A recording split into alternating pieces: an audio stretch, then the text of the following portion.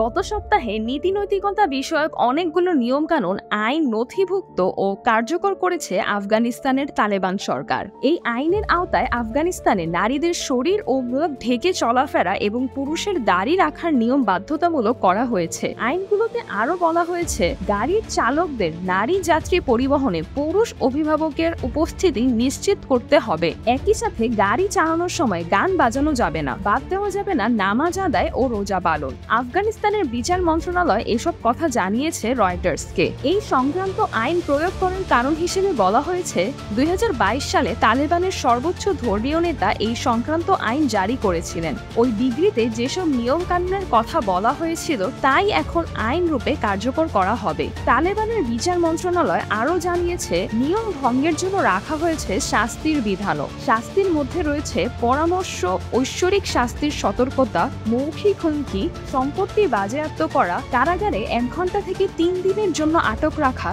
এবং অন্যান্য শাস্তি। ইতোমধ্যেই নিয়ম ভঙ্গের জন্য হাজারো মানুষকে আটকের ঘটনাও ঘটেছে।